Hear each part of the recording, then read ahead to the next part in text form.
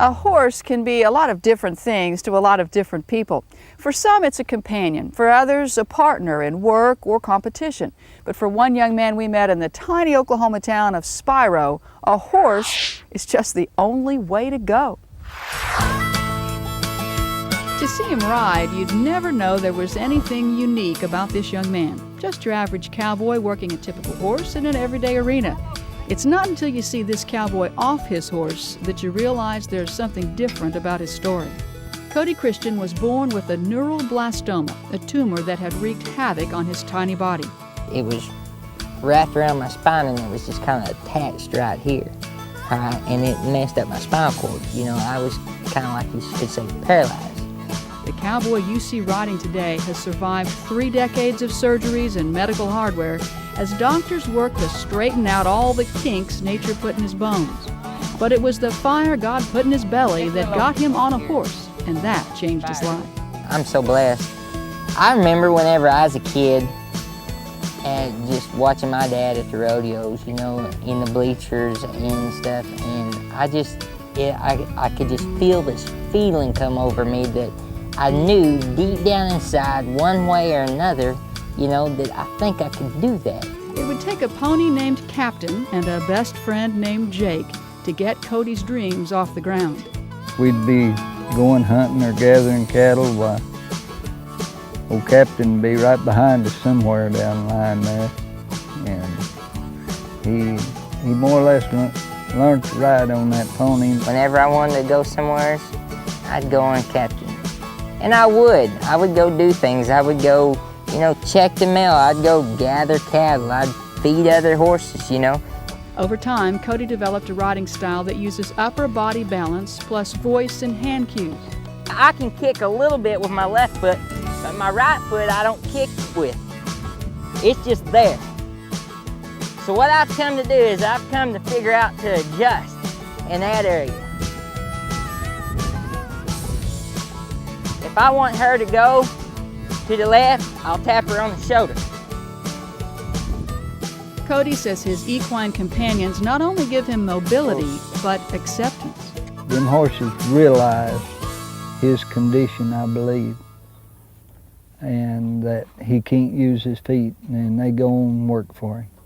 Along with the disabilities he was born with, Cody has survived a broken back and the loss of his right leg, which he says actually improved his riding since his prosthesis is straighter than his real leg was.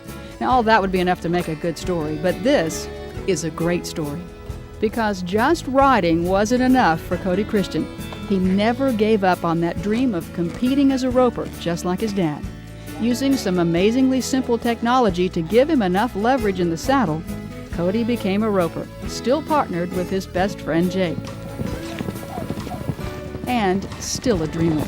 Is because I want to be perfect at this sport. You know, even though I've got so many things wrong with me, I want to do it this way. You know, I want to do it the right way. You know, I want to be one of them guys that say, hey, this guy, you got to just step back and take a look at him. Who is he? The bond that unites Jake and Cody defies time and explanation. I think there's somewhere in the scriptures says good friends closer than a brother. That'd be them. You know, I don't know. I don't know where he gets it. I wish I could find out. I wish I had it. Believe it or not, despite Cody's against-the-odds success, his dad has wondered at times if he was wrong to let a boy with so many handicaps compete in a world of such rugged men. Yes, ma'am. Of course, I always rodeoed and thought someday he might be able to team rope and ride horses and stuff, you know, which he's proved this point to a lot of people. And he's ready to do it again. A few months ago, Cody decided to give up his career in real estate to go out and tell his story. Cody thinks there's a message in it the world needs to hear. Well, I tell people you can do it because they need a you can do it, you know, because you got to have people pushing you. Just like Dad pushing me, just like Jake. Me and Jake was close about holding each other up when we needed each other. I want to be that person for them, you know, to say, you can do this, you can do that. But the thing about it is you got to have people like that deep down inside, you've got to want to yourself. The letter Cody wrote his dad explaining his decision was no "you can do it," but a "you've already done it." Cody called his father a great dad who taught him to be tough and wrote that he couldn't have done it without him. That was the best letter I ever had, I guess. The only letter I ever had. But it was a good one. Oh man, I cried for 15 minutes down there at the cattle guard. That's probably what every dad dreams of hearing from his son. Yeah, I know. The one time I ever seen my dad cry when I come back off the plane from Vietnam, and it reminded me a lot of it, how much Dad does love his son. And how much he feels his son's triumphs and his pain.